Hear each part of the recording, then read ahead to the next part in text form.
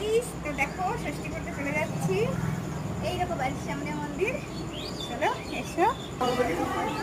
তো দেখো গাইস, আমি ষষ্ঠী করতে চলে গিয়েছিলাম আমাদের একদম বাড়ির সামনে মন্দির।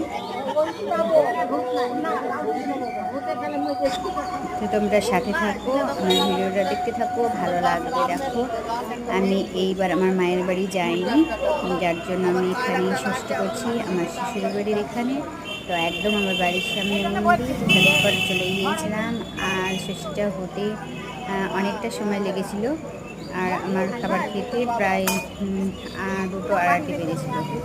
তো ষষ্ঠীর কাছে গিয়ে দেখো মা ষষ্ঠী গাছতলার কাজটা সেরে নিলাম। সেরে নিয়ে আমি অত শত জানি না, এইবার দিয়ে কয়েকবার করা হলো, যাই হোক। তো সবাইকে জিজ্ঞাসা করি আর করি। তো পাশে দেখো ওই দিদিটা আছে, ওদিকে ওই দিদিটা আছে। ওই দিদিটাকে জিজ্ঞাসা করছি ফার্স্ট কী করতে হয়, তারপর কি করতে হয় বলে বলে আমি সেইভাবেই আমি ট্রাই করছি। তো তোমাদের ষষ্ঠী কেমন কাটলো? আর দুঃখের সাথে আর একটা কথা, আমার মা বাবা যেহেতু আর কেউ নেই এখন পৃথিবীতে, যার জন্য আমি যাই, প্রত্যেকবারই যেতাম। আজ 16 বছর হলো আমার বিয়ে হওয়া। আর কালকে আমি যাইনি, কারণ এর ভিতরে অনেক কিছু আছে, এটা তো বলা ঠিক না।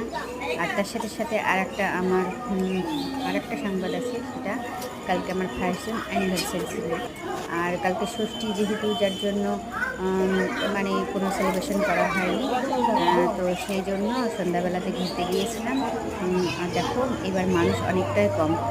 গাছতলায় দেওয়ার পর আমি এদিকে হর হর মহাদেব মানে শিবলিঙ্গে আমি একটু জল দিয়ে নিলাম। আমাদের এখানে সবাই এরকম করে গাছের দিয়ে। তো কেমন লাগলো ভিডিওটা তোমরা সেটা লাইক কমেন্ট করো।